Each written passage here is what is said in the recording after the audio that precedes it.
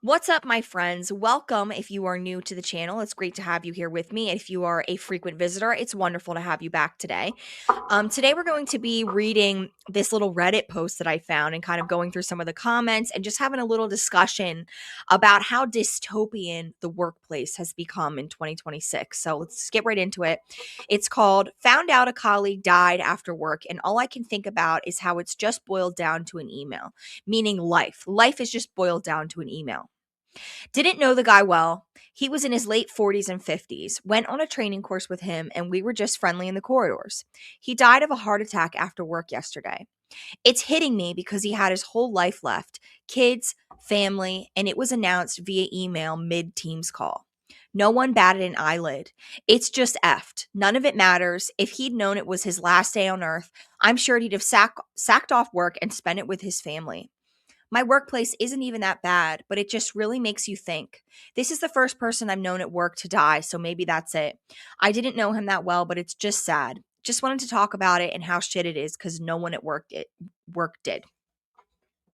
So basically, his coworker passed away, and instead of having like a little memorial or a gathering of some kind, even bringing in flowers and cookies or something and letting everybody just kind of mingle and chat about what happened, they sent an email mid Teams call and then basically said get back to work, and nobody had a discussion about this man, which it really does make you think, what has happened in society that this is where we're at now, that your job, it's all that matters in life apparently is your job and how much you work and how much money you make.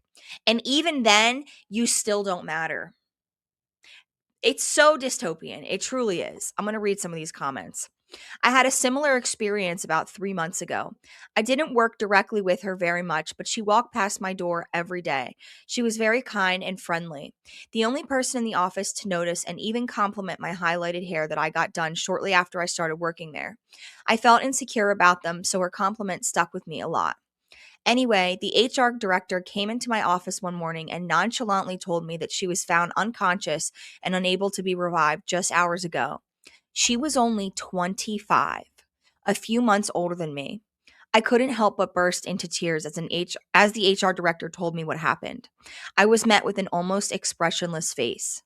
But I knew she was well loved in the office. I figured she'd be honored or something, but only an email. It's so heartbreaking. I didn't think of it until you mentioned. Her last day alive was really just another day at work, a Monday at that. Her manager could be heard laughing with someone down the hall on the day we all found out. It was just weird. I guess not everyone should be depressed 24/7 over it, but in my eyes, it was a dark day for the office. Even if we weren't close colleagues, I mourned the loss of someone that meant a great deal to many people and tragically left us far too soon. I still can't believe she's gone. Wow. 25 years old. This shows also how emotionless and out of touch with human emotions people have become, especially in a corporate environment, which for me is one of the huge reasons why I can never bring myself to work in a corporate environment, because I have too many feelings. Like I can't sit here and pretend like I'm not affected by this, and you're basically expected to do so. It seems like that is, I can't even express how dystopian these experiences are. Here's another one. Um, Hold on. My husband worked at a company that had offices around the world. He worked closely with one office in a foreign country, and while he never met any of them in person, he emailed back and forth with them daily. Then one day there was a fire and the entire team died, except their American manager, who came in to work late, saw that there was a fire with the fire trucks on the scene, and turned around and went home. He didn't stay to see if his team made it out safely. My husband was informed via email about the tragedy, and the entire company was expected to go back to business as normal as they shifted the work from the dead team to other teams in other locations. Oh my goodness. The company did make generous payouts to the families. Of course, I did, to keep them quiet. And the fire wasn't the company's fault, but the owner of the building who had been bribing the fire department to overlook the lack of safety measures. But my husband moved along from that company shortly afterwards.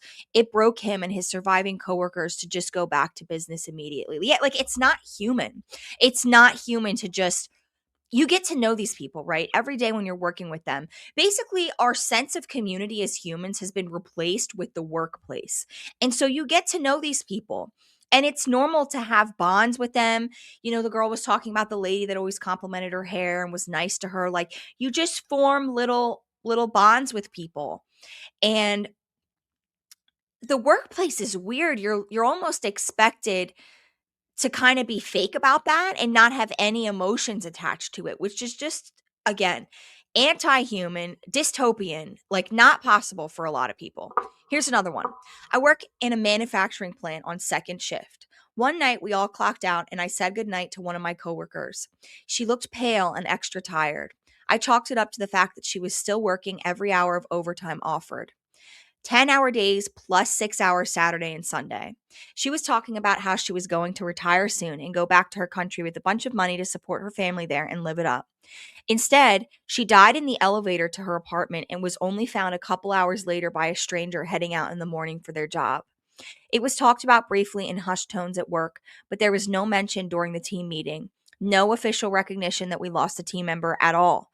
A job opening notice was posted the next week. For about a month, we had to inform random coworkers who just happened to notice I haven't seen her in a while because they didn't know. Really set the stage for how I view this company and changed how I view work life balance. I hardly work overtime anymore because of it, and I became active in our union to try and help demand some respect from a company that couldn't give a rat's ass about us. Wow. Here's another one. I lost two coworkers within a short time span about 6 hours ago. 2 weeks ago, someone asked me if I remembered them, and I almost sobbed in the middle of my shift. It was the first time since the original email announcing either of their passings that anyone had ever mentioned them again. I think of them weekly and sometimes feel crazy because it's like they never existed. If you can, be the person that remembers them and brings them up and keeps them alive, man. Oh, this is just Here's another one. My coworker that I had been working with daily for years died in her sleep at 26 years old. Sleep apnea. HR let us know and said we could take a quick 30-minute break to process. Oh my goodness. What an insult. Then later they said we needed to use our PTO time for that 30 minutes. My boss was annoyed because she was working on a big project that was due. He didn't care at all other than that. This just shows you we truly are, when you are in the workforce, for some reason, I don't know how we've gotten to this humanless, emotionless place, but you are truly a cog in a machine to these employers. And you got to look out for the people around you. You got to have your friends, love them and care for them and ask them if they're doing okay. You know, if you notice someone that's working their butt off and they look pale and they look like they're not well, say to them nicely, like, hey, why don't you take some time? Why don't you go home? Like, why don't you just take a day off? You know, take care of yourself. I'm worried about you. I care for you. Because obviously, the employers, the people who should care, don't seem to care at all. This more than likely will not be seen, but as one who has worked in the same office work for 27 years, I have seen my fair share of these, from the sudden death to even ones who died at the office and nobody knew because it happened on a Friday, didn't find the body until Monday. Recently, a coworker passed in a similar way, probably early 50s, kids, etc., just like that, gone. Your feeling about it all, the oddness at the nonchalant attitude is well common, not gonna lie. Your contributions, interactions, etc., will ultimately boil down to an email, a passed along water cooler blip. You are a cog in the machine, nothing more, nothing less. This is why I always tell people to retire as soon as you possibly can. Tomorrow is not guaranteed, so live every day to its fullest. Let the ones who matter the most to you know how much they matter and get the F out of the machine if you can. Always remember you're being paid to be at work just as people are being paid to not tell you to go F yourself. So if you were to pass, they are not getting paid to give a shit. There are so many of these guys. This is like kind of scary. I'm hurling towards this same fate at light speed. I'm 48 years old and quite overweight. I guess I'm hoping that I have a heart attack some night so I can just wake up dead one morning. Oh my goodness. I will never be able to retire, so that would be a blessing. Still, I hate the thought of my last day on earth being spent in my cubicle at effing work, dude. That's the most depressing thing I can imagine. I am in the cubicle right now. In fact, I can see out the window because one of the important people let their office open and windows are reserved for the nobility, of course. Out that window is a beautiful blue sky and bright green trees. It's incredible. And here I am reading emails about bullshit nonsense. F. Wow. See, I always, when I was in school, I was in like college and stuff. I would always sit right next to the window because I would just dream about being outside. Like the thought of how when I would really think about how we were locked indoors for the entire day and you could not go outside, it was just so depressing. And I think over time we just give up on trying to have a different life and build a better life for ourselves, and it feels like this is it and I'm trapped here, and this is how you end up in these types of situations because you just get to a point where you're hopeless, you're exhausted, you're hopeless, and you don't have any other energy but to just keep doing what you're doing and work until you can either retire or you just die. Let's see if we can find I had a friend who died unexpectedly but wasn't discovered for 2 weeks. The apartment got cleaned, his family removed all of his stuff, and his body went to the medical examiner. All those years of hard work, he was leader in his field, had held patients, had a PhD, all gone. Everything he worked for, just gone. Everything he did, gone. It's made me question why we all do this. What is the point? I'm not going to go and off myself or anything, but what's the point? I think so many people feel this way. Please let me know in the comments down below. Like if you've got any stories like this, I would love to hear them and share them because this is just this really shows you where we are today as a society. And I've been thinking a lot lately about my own career and my own life and where's it going and am I able I've been trying to build a business for a few years now, and it's very hard. It's very hard work, and I'm kind of in this place where I keep hurting my back, like just enough. I have to go to a chiropractor a couple times a month to get my back realigned because the work that I'm doing is causing me to throw my back out so often that I have to keep going.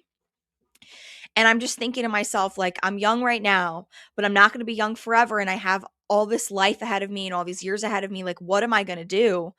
And this is so scary to see that so many people are caught up in the same kind of position. Like work is literally killing us. It's literally killing us. It's hurting us. It's making your body degrade and deteriorate and age 500 times faster than it would if you didn't have to do this. Here's another one. My wife had a coworker who retired after 50 plus years on the job last year. I met him a few times when I would visit her. Really pleasant guy, dedicated, and would talk up his plans of what he was going to do and was looking forward to watching his grandkid graduate high school. He never got the chance. His wife found him lying dead in his backyard from a sudden heart attack while watering plants not even a month later. Take care of yourselves and remember there is more to life than working because you just never know when it's your time. I'm going to stop there. If you want to go read this subreddit, I'll leave it up here so you can kind of see it. That's what it is. It's from Anti-Work. But I just thought this conversation was eye-opening, honestly. And just remember, guys, work is not who you are. It's not your identity. Don't let it be. Don't let it be the only thing you care about in life. I understand we all need to make money. Things are expensive. Times are hard. But you are only here for like maybe 75 years if you're lucky. If you're really lucky, you get more than that. But just really think about that every day when you wake up. I'm only here for a certain amount of time, and I don't know how long that time is. I need to make sure I cherish my loved ones. I cherish my time here, and that I take care of this body that I have as much as I possibly can so that when I do get to retirement, if I do get to retirement, that I'm not going to just hopefully not drop dead before I even get there. That's crazy too, the young people. Some of these people sound really young. I wonder about that, what that has to do with.